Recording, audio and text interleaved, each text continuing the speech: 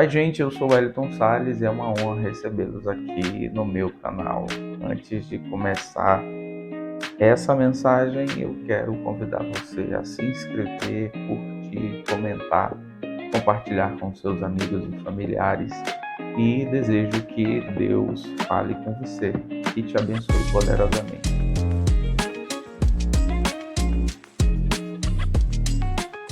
Meus queridos irmãos, quero convidá-los mais uma vez para abrirem as vossas Bíblias na primeira carta do apóstolo Paulo aos Coríntios, capítulo de número 3, versículo de número 10, até o versículo de número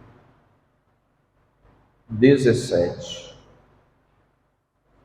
Primeira aos Coríntios, capítulo de número 3, versículo de número 10, até o versículo de número 17.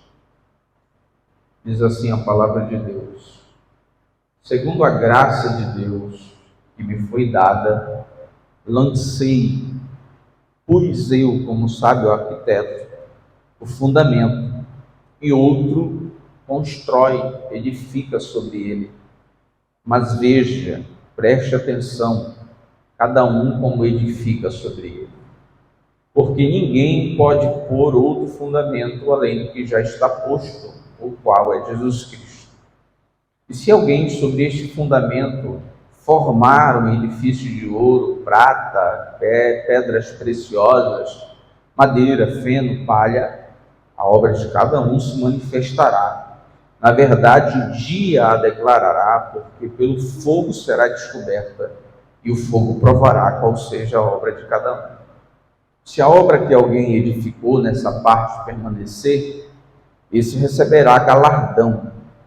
Se a obra de alguém se queimar, sofrerá detrimento, mas o tal será salvo, todavia como pelo fogo. Não sabeis vós que sois o templo de Deus e que o Espírito de Deus habita em vós? Se alguém destruir o templo de Deus, Deus o destruirá.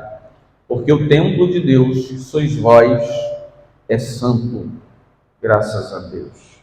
Meus irmãos, com base nesses versículos, que são parte do capítulo 3, especialmente a partir do versículo de número 10 até o versículo de número 17, eu quero compartilhar com os irmãos, eu quero pensar, refletir com os meus queridos a respeito do seguinte tema: chamados para construir, entre o cuidado para construir e o cuidado com a construção. Chamados para construir, entre o cuidado para construir e o cuidado com a construção. Fica claro que o apóstolo Paulo está se utilizando de mais uma figura de linguagem, de mais uma maneira simbólica de se fazer facilmente entendido. E a partir do versículo 10, após ter utilizado outras figuras de linguagem nos versículos anteriores, o apóstolo Paulo utiliza uma específica. E tudo o que ele vai dizer, a partir do versículo 10 até o versículo de número 17, diz respeito a essa figura, a essa maneira simbólica dele dizer, dele se fazer entendido para aquela igreja que tem dificuldades de compreensão porque não cresceram, são imaturos, não progrediram na fé. O apóstolo Paulo, entre outras coisas, meus amados irmãos, vai se utilizar dessa linguagem de casa, templo, edifício, construção e destruição. Exatamente por isso que eu quero pensar juntamente com os meus irmãos a respeito desse tema, a respeito dessa abordagem: construção, destruição, possibilidade de construir, possibilidade de destruir e a necessidade do crente nesse ambiente, nesse contexto de construção, de destruição, estar atento ao que a Bíblia aponta como orientação. Antes de fazermos menção do que a palavra de Deus nos orienta para este ambiente, eu julgo necessário, meus irmãos, lembrarmos de como o apóstolo Paulo, como eu dizia, vem falando desde o início do capítulo 3, com esse método, com esta forma, para que, como também eu já vos disse, seja facilmente entendido. O apóstolo Paulo fala de algumas coisas que, se ele falasse de maneira literal, não seria compreendido. Por isso ele se utiliza deste instrumento para se fazer melhor compreendido. Quando o apóstolo Paulo vai falar da imaturidade dos coríntios, ele usa uma figura de linguagem, ele os chama de crianças, pessoas infantis, meninos em Cristo. É uma figura de linguagem para dizer, em outras palavras, vocês não cresceram, vocês são imaturos, vocês não progrediram na fé. Quando o apóstolo Paulo vai falar da impossibilidade de compartilhar com os coríntios ou coríntios, os irmãos que moravam em Corinto, coisas da verdade divina mais profunda, ensinos mais profundos, ele utiliza a seguinte metáfora: eu dei a vocês leite, porque eles eram ainda meninos impossibilitados de comer o manjar, comer algo bem mais elaborado, para não dizer, vocês não têm a possibilidade de se alimentar espiritualmente de coisas mais profundas. Ele utiliza as seguintes palavras: eu dei a vocês leite. Vocês não estão prontos para uma experiência cristã com a verdade mais profunda.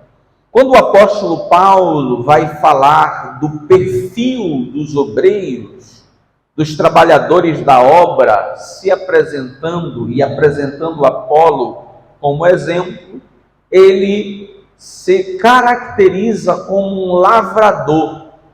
Eu plantei e Apolo regou. Plantar e regar são duas ações típicas de quem tem intimidade com a lavoura. Por isso o apóstolo Paulo se apresenta junto com Apolo como lavradores, bem diferente da ideia que os coríntios tinham dos dois.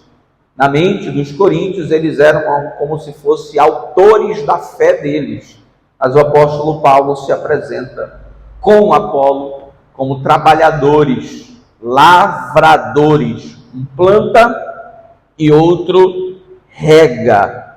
Para falar da identidade da igreja, o que a igreja é, o apóstolo Paulo, em primeiro lugar, diz que ela é lavoura de Deus. Quando ele utiliza essa figura de linguagem para apontar a identidade da igreja, ele está querendo nos fazer entender que, óbvio, a lavoura tem dono, e a prosperidade da lavoura vem de Deus. É Deus que dá o crescimento. Se a lavoura cresce, não é resultado de quem planta e de quem rega. Se a lavoura cresce, é porque o dono da lavoura deu o crescimento. Outra imagem que o apóstolo Paulo utiliza para apresentar o que é a igreja é a de edifício, algo em construção. Quando o apóstolo Paulo utiliza essa imagem, ele novamente está falando de aspectos de quem trabalha nessa construção e principalmente quem é o fundamento desta construção. Cristo, o fundamento singular do edifício de Deus. O apóstolo Paulo, meus amados irmãos, ainda apresenta nesse contexto inicial do capítulo de número 3, Deus como uma espécie de agricultor, porque ele é dono da lavoura.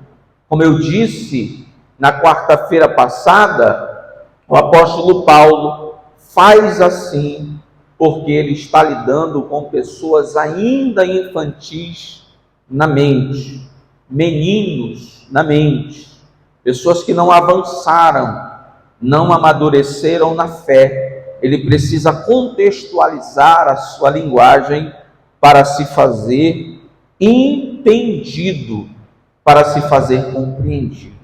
Mas o que nos interessa nessa noite é que a partir do versículo de número 10, o apóstolo vai não mais dizer, não mais tratar a igreja como lavoura.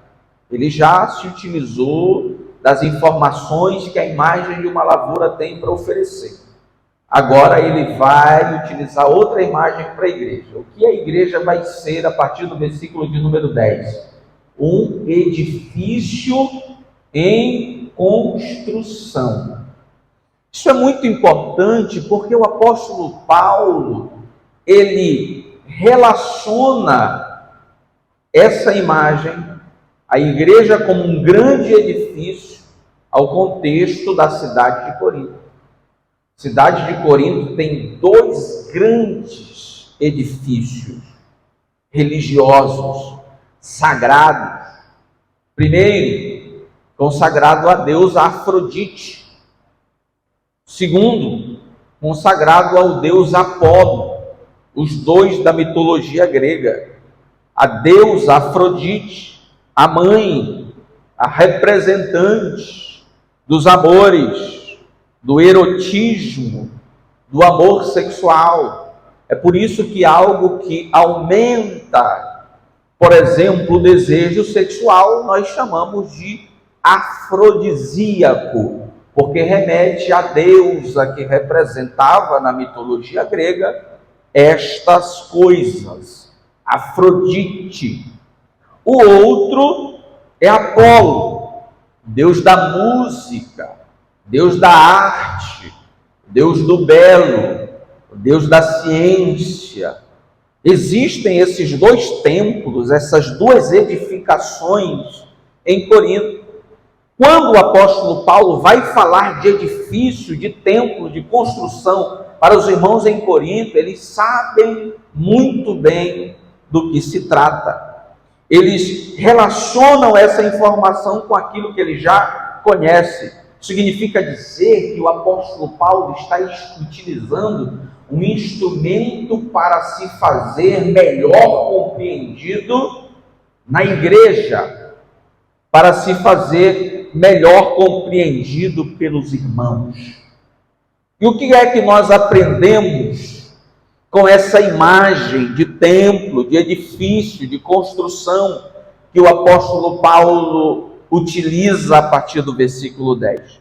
Primeira coisa, o que é preciso para construir na obra de Deus. O apóstolo Paulo apresenta a igreja como um edifício sendo construído. Aqueles que trabalham na obra de Deus precisam saber de algumas coisas. E o apóstolo Paulo vai dizer o que aqueles que estão envolvidos na construção desse edifício precisam. Primeira coisa que os trabalhadores da construção do edifício de Deus precisam é de habilidade espiritual, de competência espiritual.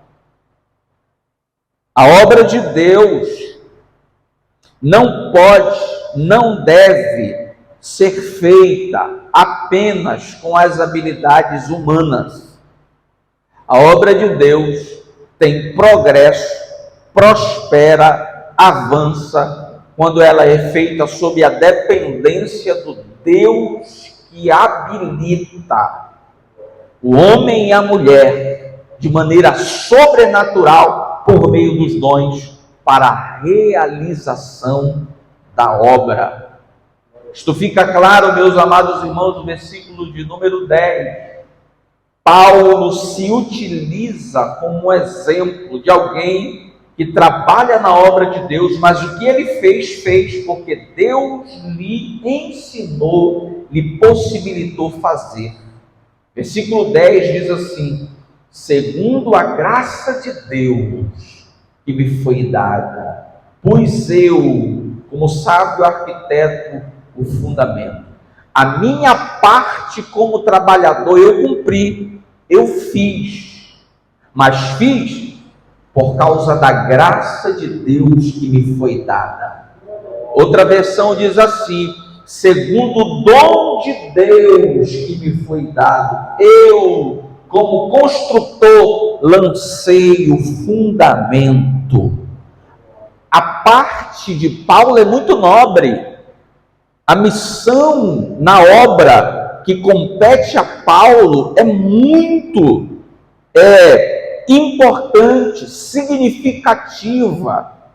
Paulo poderia muito bem tentado reconhecer que ele lançou o fundamento, fez essa parte da obra sobre a qual todo o restante se fundamenta por causa das suas habilidades. Mas Paulo reconhece que uma das primeiras coisas que os trabalhadores do edifício de Deus precisam reconhecer é que só se trabalha na obra de Deus ajudado, preparado, orientado, forjado pelo dom de Deus. Lancei o fundamento, mas conforme a graça que me foi dada.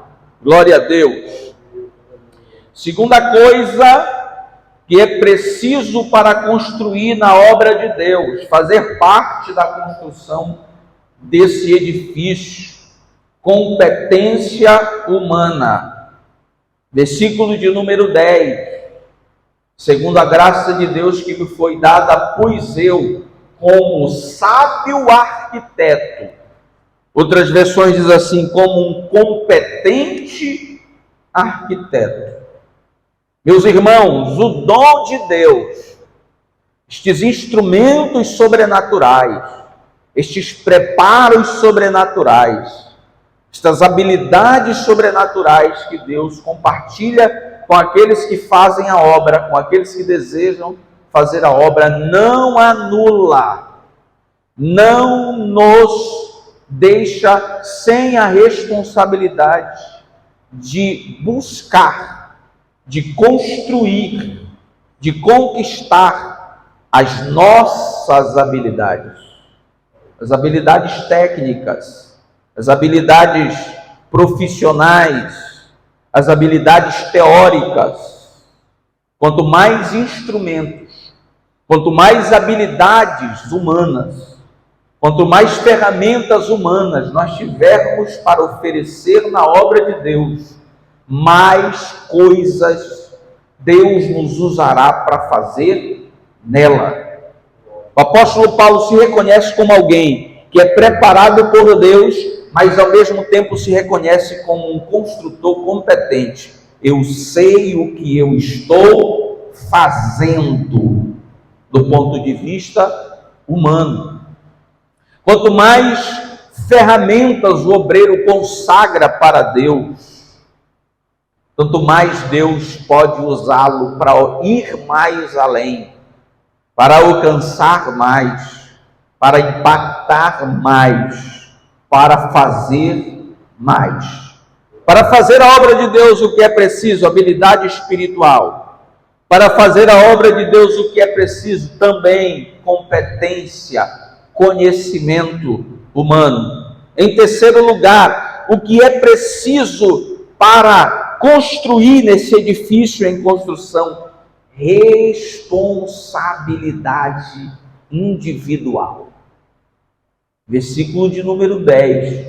Segundo a graça de Deus, habilidade espiritual que me foi dada, pois eu, como sábio arquiteto, competência humana, o fundamento, e outro edifica sobre ele. Mas veja, cada um como edifica sobre ele. Ou seja, seja responsável com aquilo que você está fazendo na construção da obra de Deus. Deus tem habilidade espiritual para entregar para quem está na construção? Tem. Deus abre as portas para que conquistemos algumas habilidades humanas e as usa? Sim. Mas é necessário ter cuidado. É necessário ter responsabilidade para, se utilizando da habilidade divina e se utilizando da competência humana, construir na obra de Deus. Não é porque Cristo é o fundamento, e também não é porque Deus nos dá habilidades espirituais que vamos fazer, construir, trabalhar do jeito que der na nossa cabeça. Afinal, a construção vai dar certo, não vai cair, porque o fundamento é Cristo. Você está correto, mas vai chegar o dia que Cristo vai cobrar a sua responsabilidade. E perceba como o apóstolo Paulo diz, a responsabilidade é individual. Cada um, veja, preste atenção, tenha cuidado, seja responsável quando você estiver trabalhando na construção da obra de Deus. Habilidade espiritual, Deus dá. Competência humana, também Deus abre portas para conseguirmos e as usa. Mas é necessário termos a consciência da responsabilidade individual. Em quarto lugar, o que é preciso para construir na obra de Deus? Consciência de que ninguém faz tudo. Tem muita gente morrendo, tem muita gente ficando esgotada emocionalmente, tem muita gente mergulhando nas síndromes emocionais do nosso tempo, entre elas a síndrome de Burnout, porque compreende que na obra de Deus ela precisa resolver tudo, fazer tudo. E não é isso, não é assim, porque não é possível. Não é possível resolver todos os problemas. Não é possível fazer tudo. Mas nós caímos na tentação de que é possível. Mas nós caímos na tentação que é obrigatório, que eu como dirigente, eu como líder, se não resolver tudo, as pessoas vão falar de mim. Se eu não fazer tudo, as pessoas vão me terem menos crédito, menos competência. Se eu não fizer mais e melhor do que o meu antecessor, eu não vou ser considerado.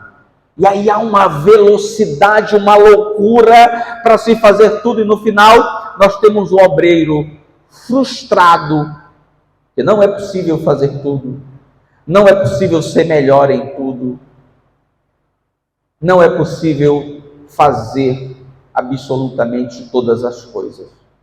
O apóstolo Paulo reconhece isso. Na obra de Deus é necessário ter a consciência de que ninguém faz tudo. Deus habilita, Deus dá a oportunidade de nós conquistarmos o nosso preparo técnico, Deus nos dá consciência da responsabilidade, mas é preciso ter consciência de que Deus abençoa e prepara pessoas, um para fazer uma coisa, outro para fazer outra coisa, outro para fazer a coisa que esses dois outros não conseguiram fazer, e a obra de Deus avança, mas ninguém faz tudo. Se você tentar fazer tudo e resolver tudo, você vai enlouquecer. Onde é que eu aprendo isso, Moel? Versículo de número 10. Versículo de número 11, diz assim: segundo a graça de Deus que me foi dada, eu pus, como sábio arquiteto, o fundamento. A minha parte foi fazer isto, lançar o fundamento. Agora, outro edifica sobre ele, e veja cada um como edifica sobre ele. O apóstolo Paulo não disse, eu lancei o fundamento e construí. Não, porque cada um faz uma coisa na obra de Deus e ninguém é chamado e obrigado a fazer tudo. Eu lancei o fundamento e outro constrói sobre o que eu lancei. Eu fiz a minha parte e outro, depois de mim, vai continuar a fazer. Porque a obra de Deus não está condicionada ao que eu faço, ao que eu sei fazer. A obra de Deus é maior do que eu. Eu faço a minha parte e Deus, que é dono da obra, escolhe outro para fazer outra parte, prepara outro para fazer outra parte, prepara outras para fazerem outra parte. Nós precisamos compreender que o Senhor não nos chamou para fazer tudo. Aleluia! Eu lancei o fundamento, outro edifica. Eu lancei a parte importante, mas outro constrói sobre ele. Necessária esta consciência para aqueles que são trabalhadores da obra de Deus, a consciência de que ninguém é chamado para fazer tudo, e se tentar fazer tudo, certamente ficará doente. E quando ficar doente, nós perderemos uma trabalhadora, nós perderemos um trabalhador. Não é vontade de Deus que você morra tentando fazer tudo, que você morra tentando resolver tudo na obra. Não é vontade de Deus acabar com a sua sanidade mental, com esta pressão de que você foi chamado para se acabar, para resolver e fazer tudo. Faça o que Deus lhe deu graça para fazer. E a outra coisa, irmão Hector, mesmo Deus que te chamou, chamou alguém para fazer a outra coisa. Quantos podem glorificar a Deus? Aleluia! Que é preciso para construir na obra de Deus, em último lugar, consciência de que Cristo é tudo. Não é você que é tudo. Não somos nós que fazemos tudo. É Cristo. Versículo de número 11. Porque ninguém pode pôr outro fundamento além do que já está posto, o qual é Jesus Cristo. Jesus Cristo é tudo aquilo que é necessário para a obra de Deus. Aleluia! Ele é tudo, Ele é suficiente. Se tem Cristo, vai tudo bem. Se o que fazemos para Cristo está fundamentado nele, vai tudo bem. Que Deus prospere a obra, o exercício, a responsabilidade daquilo que Ele colocou nas nossas mãos para fazer. Glória a Deus! Então o apóstolo Paulo aponta, meus irmãos, no versículo 10 e no versículo 11, o que é necessário para trabalharmos nessa grande construção que é o edifício de Deus. Habilidade espiritual, competência humana, responsabilidade individual, a consciência de que ninguém faz tudo, eu lanço o fundamento, o outro constrói, e a consciência de que Cristo é tudo que a obra precisa. Ninguém pode pôr outro fundamento, o qual é este: Jesus Cristo. Glória a Deus. Segunda coisa que nós aprendemos no capítulo de número 3, a partir do versículo de número 10, a respeito da igreja como obra, como edifício em construção, com quais materiais se constrói na obra de Deus. O apóstolo Paulo apresenta duas listas de materiais. Primeira, versículo de número 12, diz assim: e se alguém sobre este fundamento construir um edifício de ouro, prata, pedras preciosas. Primeira lista: Qual é a característica dessa lista? Um material rico e durável. Um material de muito valor e permanente. Onde é que se encontra ouro? Embaixo. É preciso cavar. Onde é que se encontra prata? Embaixo. É preciso descer. Onde é que se encontra pedras preciosas? Embaixo.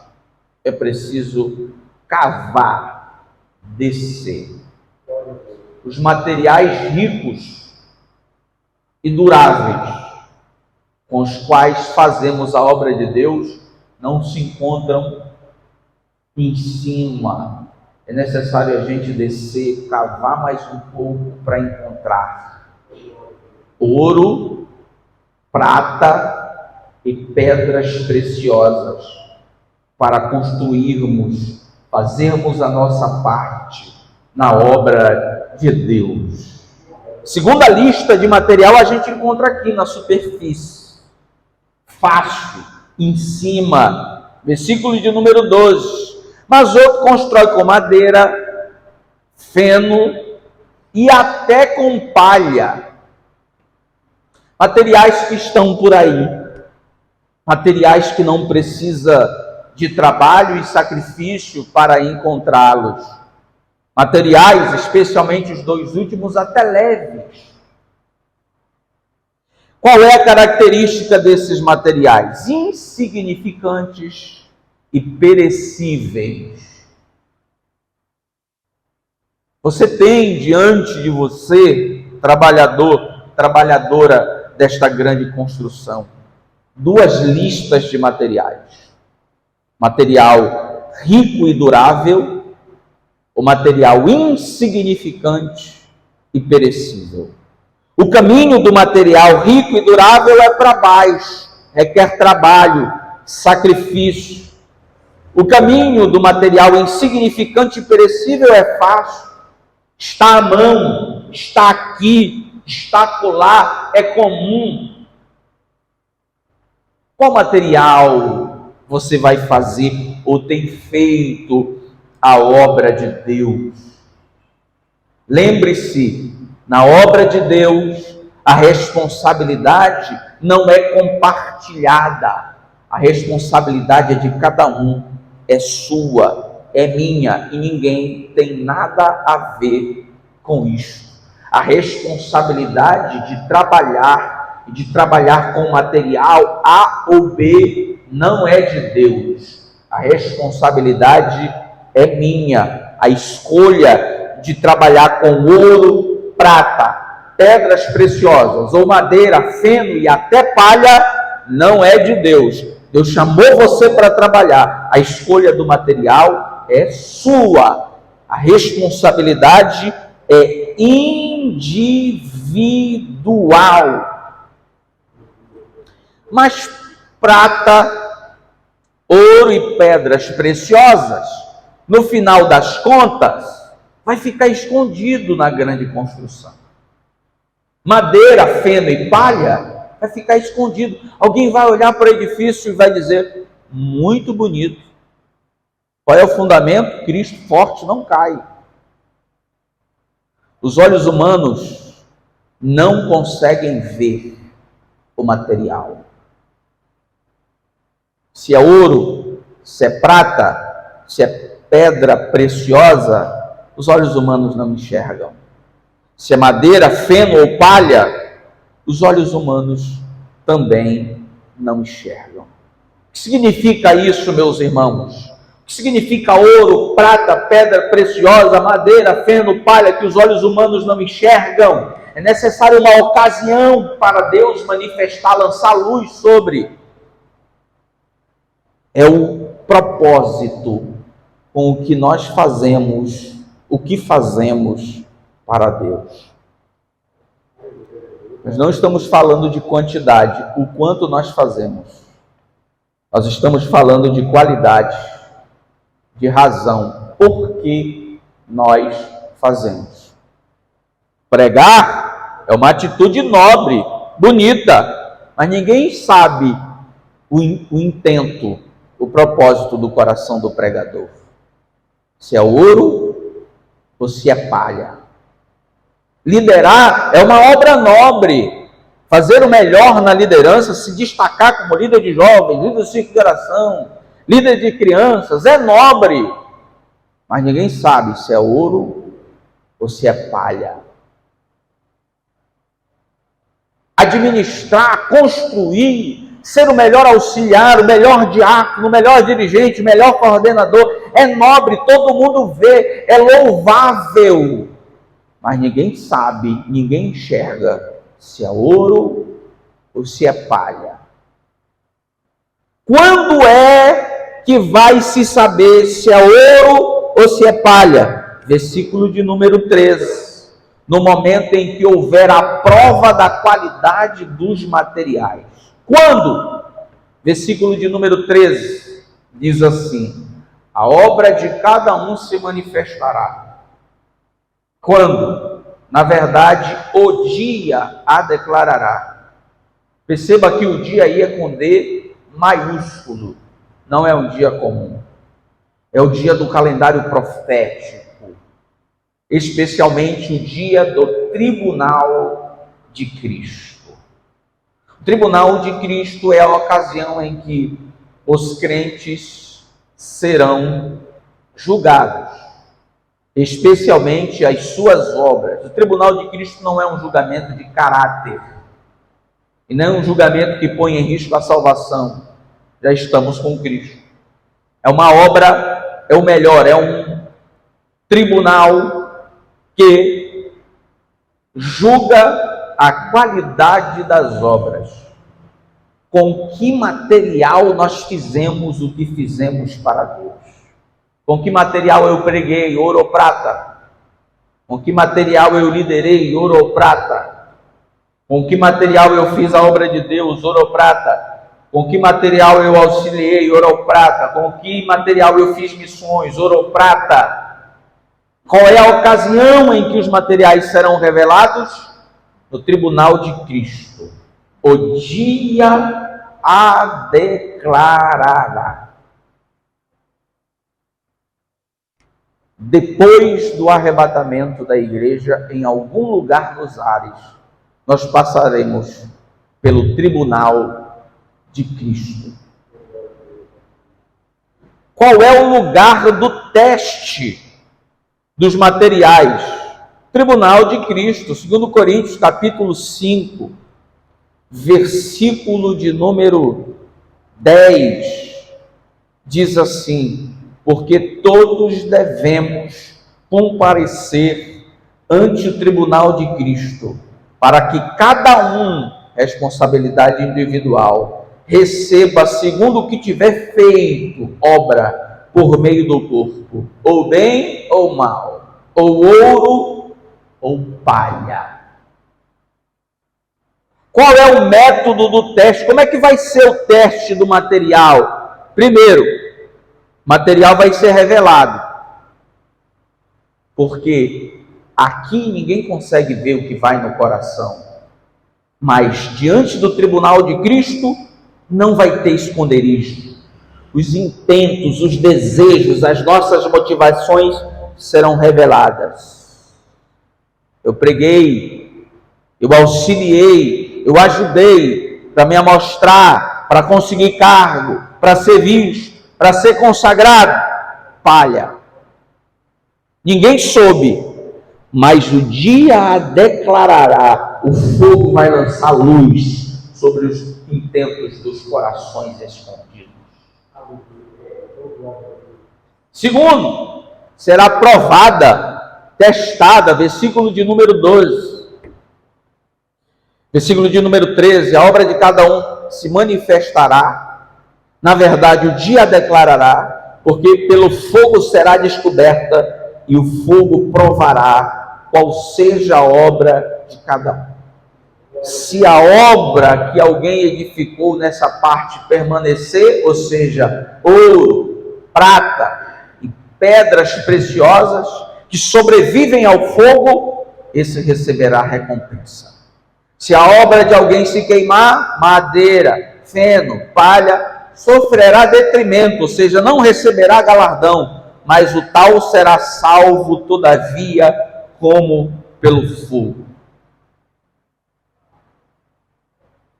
Na ocasião do teste de qualidade dos materiais, no dia do Senhor, no dia do arrebatamento, nós estaremos diante do tribunal de Cristo, onde todos os desejos, motivações e propósitos do nosso coração, que por muitas vezes nós escondemos de muita gente, serão descobertos e passarão pelo teste do fogo.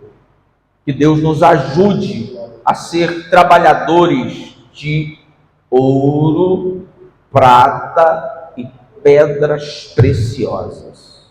Não é o quanto você faz, se você faz muito ou faz pouco, é como você faz.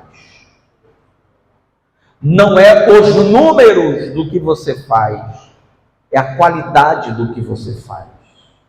Não é o impressionante do que você faz, mas é o que Deus vê no seu coração, o que você faz. Glória a Deus. Deus, no versículo de número 14, recompensará o trabalhador. Então percebam, meus irmãos, que o apóstolo Paulo, a partir do versículo 10, está falando de coisas que estão relacionadas com a ideia de construção, com a ideia de construir, que é necessário para alguém construir habilidade espiritual, competência humana, responsabilidade individual, consciência de que ninguém faz tudo e a consciência de que Cristo é tudo. Com o que se vai fazer, com o que se vai construir? Madeira, feno, ou palha, ouro, prata ou pedras preciosas. Chegará o dia em que os materiais que nós utilizamos para a construção passarão pelo teste de qualidade. Qual é a ocasião? Quando? Depois do arrebatamento, no dia do Senhor. Onde? Diante do tribunal de Cristo. Como? Pelo fogo. Aleluia. Trabalhemos para Deus, mas trabalhemos com estas consciências, com estas verdades, com a certeza de que no final o Senhor vai recompensar os que trabalharam para a glória de Deus. E a última coisa, em terceiro lugar, que eu quero considerar com os meus irmãos, é o cuidado com a construção. O apóstolo Paulo fala sobre o cuidado ou os cuidados para construir. Agora, terminando, ele vai falar do cuidado com a construção. Versículo de número 16, diz assim: não sabeis vós que sois o templo de Deus e que o Espírito de Deus habita em vós? Se alguém destruir o templo de Deus, Deus o destruirá, porque o templo de Deus que sois vós é santo. O apóstolo Paulo está falando de um templo que foi construído por Deus.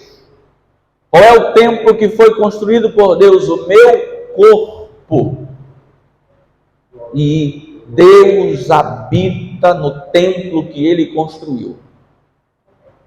E se de trabalhador da construção eu passar a ser destruidor, Deus irá me julgar, porque o templo, esta construção de Deus é santa, porque o Espírito de Deus habita dentro. Glória a Deus. A palavra de Deus é maravilhosa. A palavra de Deus tem orientação para os construtores, nos alerta sobre o perigo de nós destruirmos o que Deus construiu, aleluia, e lembra que o que Deus construiu é santo, porque o Espírito de Deus habita dentro. É construção para cá, é construção para lá, e no final das contas sobre nós pesa a responsabilidade de trabalharmos para Deus da maneira correta e de preservarmos a construção de Deus que é santa, o nosso corpo, no qual habita o Espírito Santo.